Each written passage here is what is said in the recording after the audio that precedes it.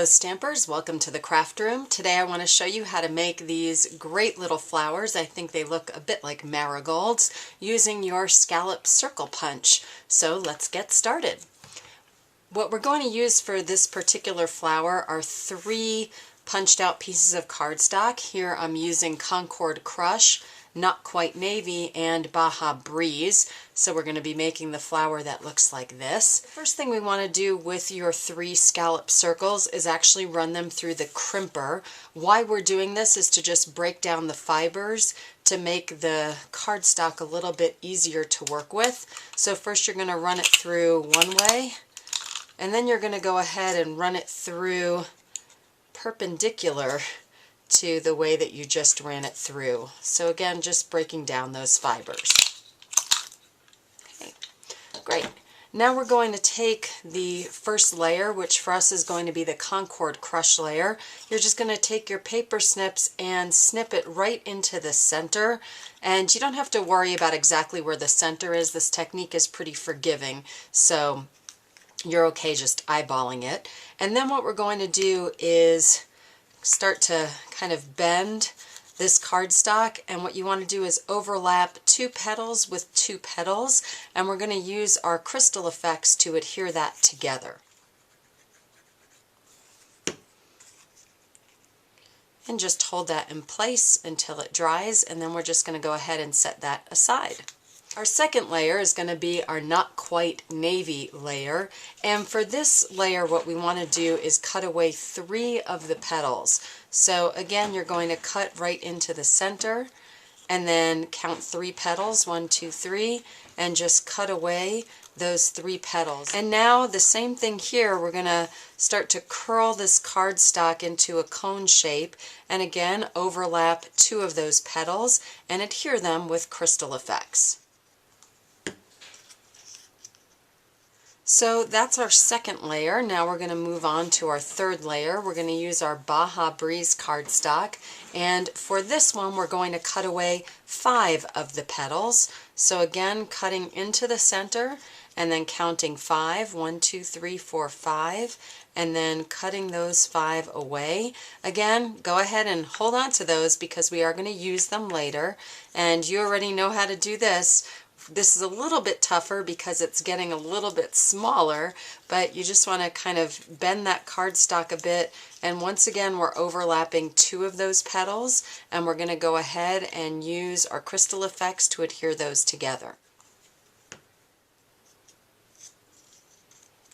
Okay, so now we've got those 3, I guess we could call them cones, and we're also going to need some smaller layers. You can see on this flower we've got 1, 2, 3, and now we've got 4 and 5 to do. So we're going to just set those dark ones aside, and we're going to move on to the Baja Breeze. For this one, what you want to do is cut off 1 of the petals. Do it carefully because we're going to need that 1 petal. And now what you're going to want to do is cut off this tip of these petals. So just cut that right off. This is going to make this a lot easier to maneuver, and we're going to try to curl this up, and this time we're just overlapping 1 petal with 1 petal. So we're making a little center that's going to have 3 petals. So use your crystal effects to just go ahead and adhere 1 petal to 1 petal like that. And for this last one, what we're going to do is we're also going to cut off the bottom, and you're going to need a couple of skewers. I have a larger skewer and also a smaller skewer, and I picked these up I think at a grocery store. I think these are used for shish kebabs. What you want to do is curl this top petal back. So it's now curled back. Hopefully you can see that. And then we're going to use this thin skewer to come in and just fold that petal. We're trying to just bend that petal, and that's going to act as the center of our flower. And we can just set that aside for now. So the next step, what we need to do with all of these layers is come in here and snip all of these petals. And you're just going in about, I don't know, 1/4 of an inch. And why we're doing this is we're going to want to be folding back, rolling back each of these petals to give this flower a little bit of life. So go ahead and cut in on all of your layers. This one, and this one, and even this tiny 3 one. Be careful with this one that you don't cut too far in and lose some of your petals. And I'm going to do that and I'll be right back. Okay, once you have each of your petals cut in between, you're going to want to take your larger skewer and we're just rolling back each of these petals. So using your finger, using the skewer to kind of curl that petal back. And again, you're going to do this to each layer of the flower. So you want to do it to every single layer, including the small 3 one. I'm going to do that and I'll be right back. So now you can see I've rolled back all of my petals, so now it's time to assemble our flower together. So for this bottom layer, you'll notice you've got a little bit of a peak here. You don't have to cut that off. You can actually just kind of press down on the flower and it will flatten that peak quite a bit. So we're going to leave that layer solid. Your next layer, the not quite navy layer, you could use your crystal effects to adhere it just like this. Your profile of your flower will be pretty high if you do that. So what I do to try to make it a little bit shorter in terms of the height of the flower is I'm actually going to cut off the bottom of this flower. You just want to be careful because you don't want to cut off any of your petals, but if you just snip the bottom off, you'll end up with a bit of a hole here, which is fine, but now your profile is a little bit shorter. Now you'll be able to use some crystal effects to just adhere this layer to the one below it.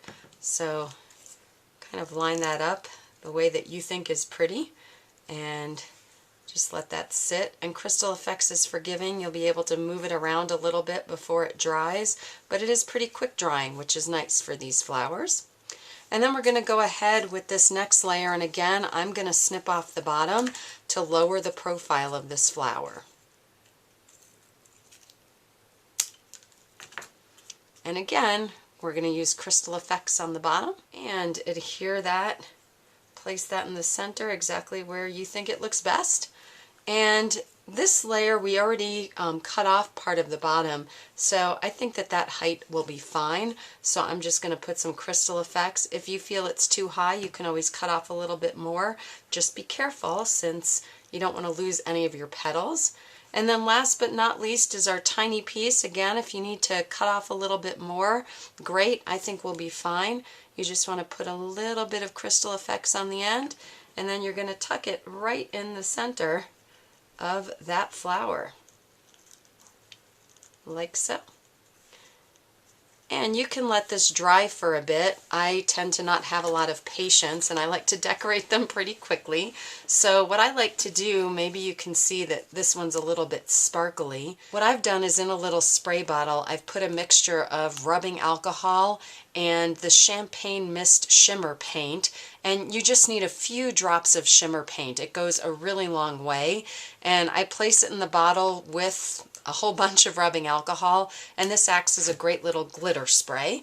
And what I do is I use a little plastic container and I place my flower in that plastic container, and you want to just shake this up because the paint has a tendency to settle on the bottom of the container, and then I give it like 4 or 5 good sprays, just like so.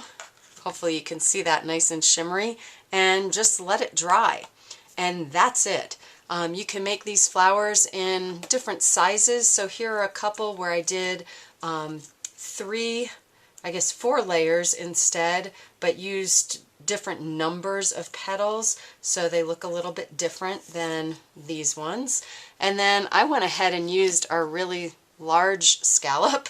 This is the Scallop's number 2 die, and I used the larger scallop on the Scallop's number 2 die and went ahead and built a flower again the same way, just a little bit bigger scallops. You can use these on your cards as embellishments, as I've done here. You can also use them on gift wrap or home decor. I'm sure you can think of a ton of ways to play around with these flowers. I hope you've enjoyed this project, and I look forward to seeing you again soon here in the craft room.